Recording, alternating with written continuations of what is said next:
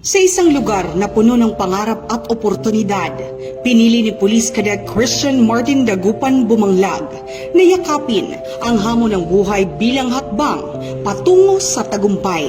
I am Police Cadet Christian Martin Dagupan Bumanglag from BCDA Taguig City, a member of Athletic Council, Admin Council, and cadet in charge of Camera Corps Squad and Portraits. Pamamagitan ng tibay ng loob at matibay na pananampalataya, pinatunayan niyang walang imposible sa taong determinado.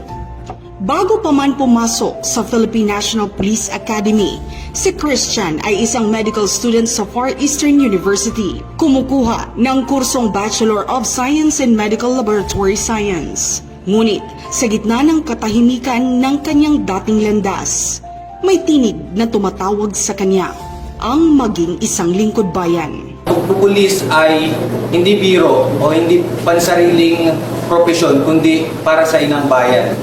Dapat handa kang magbuhis ng buhay para dito at isaalang-alang ang mga pansarili mong gusto. Pinalaki siya ng kanyang ina na isang ulirang single parent, kasama ng kanyang ama na minsang nangarap ding magsilbi ngunit hindi ito natupad.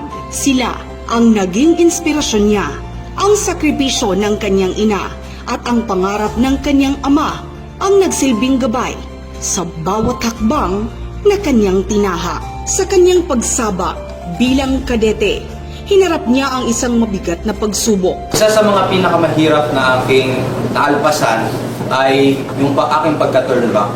Ako po ay originally class 2024, but ngayon po pinalad na makabalik sa class 2025 at naging rank number 5. Dahil po, ako po yung na-turn back dahil po sa medical issue. Ngunit sa halip na sumuko, pinili niyang lumaban.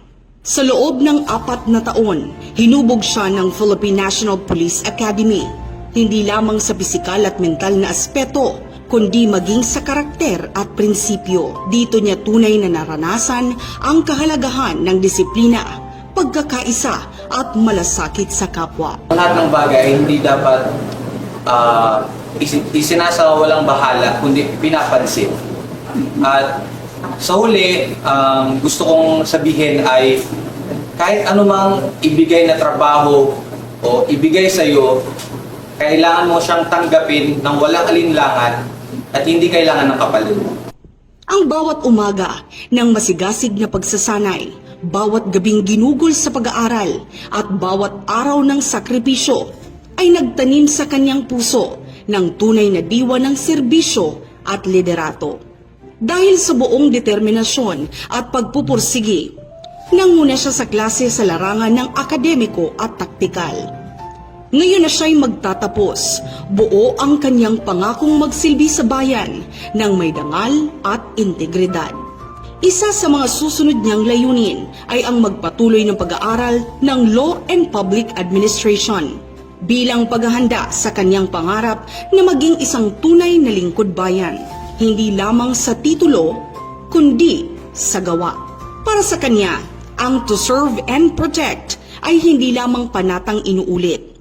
Ito ay isang panata ng puso. Ang kwento ni Police Cadet Christian Bumanglag ay paalala sa bawat kabataan at kadeteng nangangarap. Walang hadlang sa taong may paninindigan, pananalig at dahilan kung bakit lumalaban.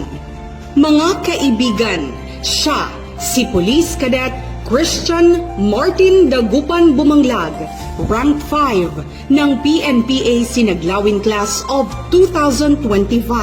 Isang tunay na ehemplo ng pag-asa, katatagan at tunay na serbisyo para sa bayan.